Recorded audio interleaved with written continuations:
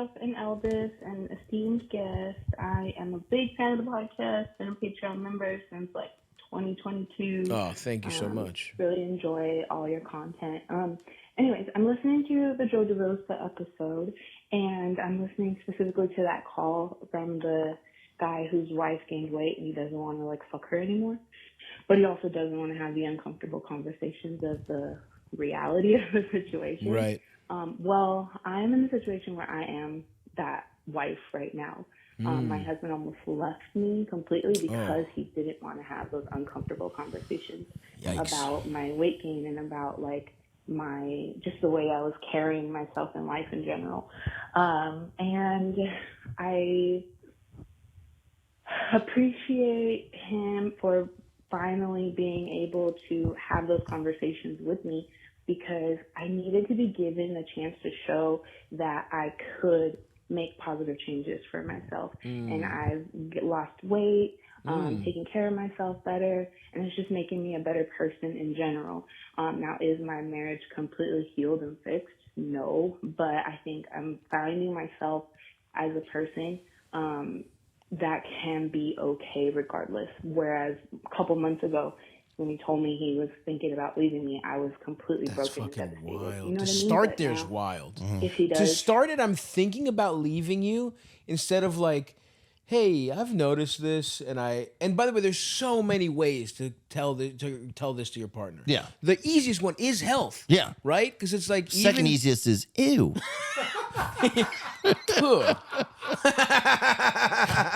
Yeah, you see them change, you're like, ugh.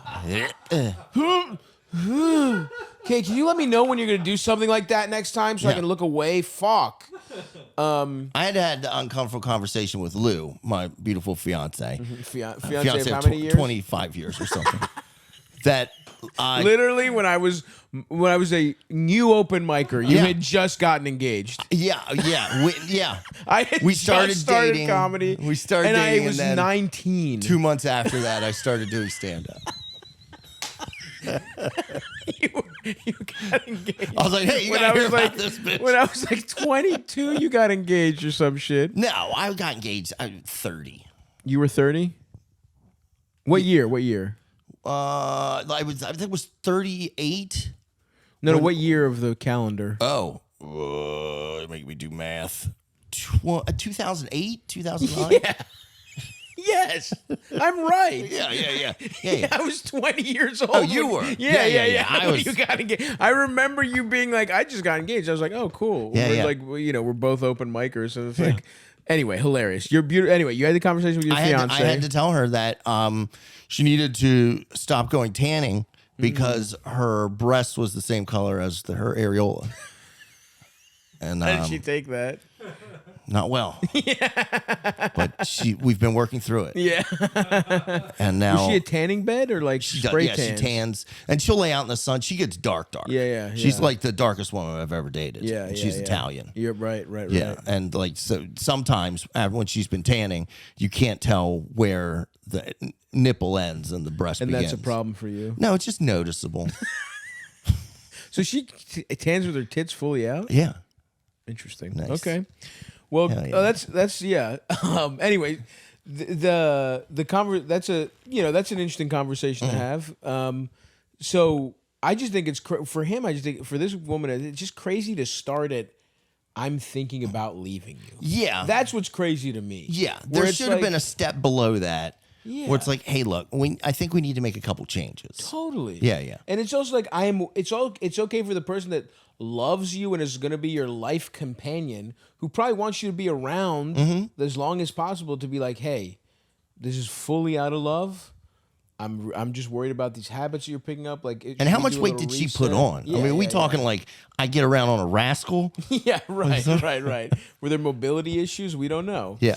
Anyway, is there more to it? There's a few more. Was she seconds. 5'2" and 210? Yeah, told everybody she was my ex-girlfriend. Yeah, she's the bottom of the ladder at the fire company.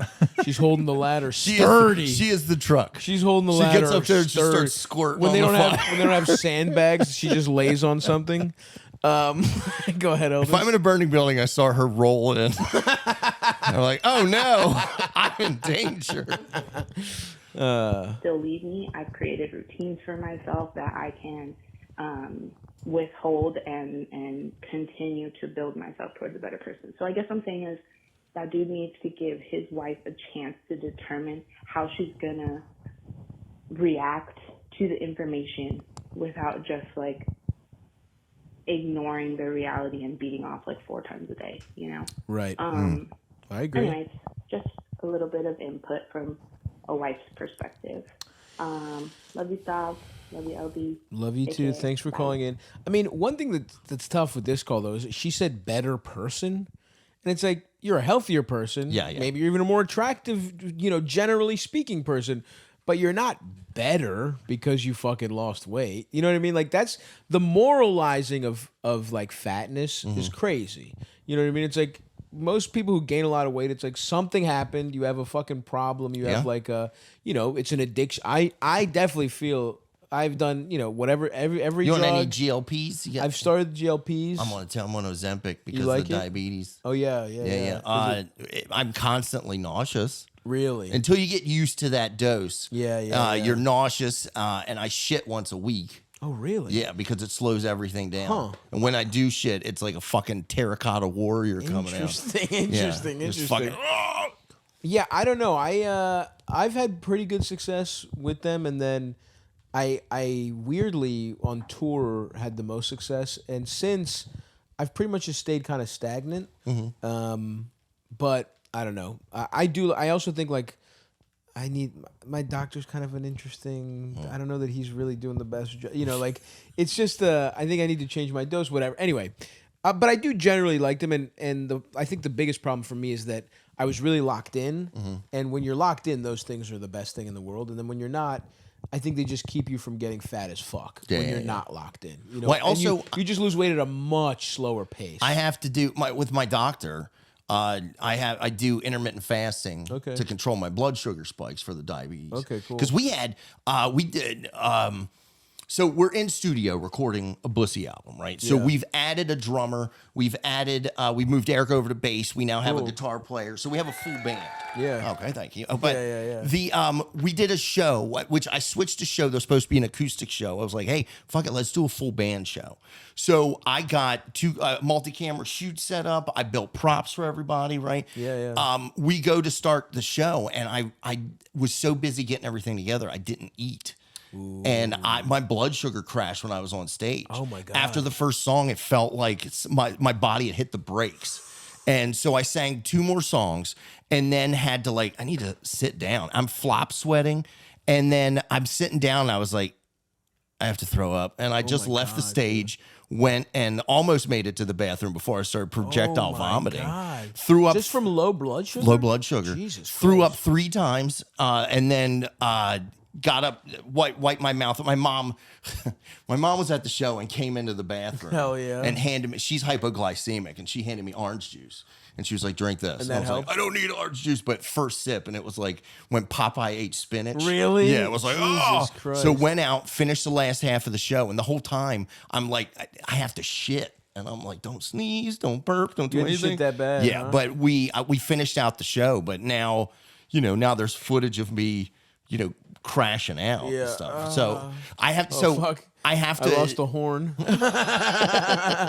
So I do have to watch.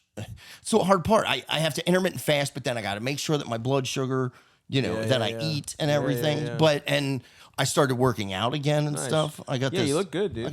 You should see me without this shirt. Yeah, I got some guns. I love that. You know what? Because I heard you once say that you wouldn't mind being fat as long as you had big arms. That's the whole goal. And so I only work out my arms. Yeah, I'm gonna start. I got to switch to just purely arms. I'll show you what I got. I want to see. Yeah. But yeah. Anyway, you're not a bad person for picking up these, and whatever you're. I mean, unless you're you're eating veal and you're watching them slaughter the babies. Oh, and yeah. You're whatever. You're just you're only ingesting ice cream from evil companies or whatever. But you're not you can't watch news about Palestine without doing spit takes. So yeah, I think it's good, and I think obviously, and don't get me wrong, it is good to be healthier. I'm not a person who's fat. I think the fat rights stuff is really funny, where someone's because it's people shouldn't be looked down upon, but also it's like, you know, man, sometimes we just need like it's still like something you got to get into control, and like in the long term it will fuck you up. And I'm just speaking for myself. I just felt when I gained a ton of weight, I just felt very fucking unhealthy, right? Yeah, you're under 300 now, right? I am, yeah, nice yeah. Thank you. Yeah, we got to keep going down and keep watching Stavvy get stripped for updates. But so anyway, that's a good perspective. But I also think it's insane to wait until you're thinking about leaving your spouse. Like that's a conversation it's uncomfortable, but there's a lot of uncomfortable conversations you have to have in a fucking marriage. I mean, that's just like. That's what happens when you're, when you are life partners with somebody. It's like fucked up and hard shit is gonna keep popping up. Yeah. But yes, thank you for your perspective. Like I said, been with Lou for 20 some years. Yeah. And at this point, we're just waiting for the other one to die.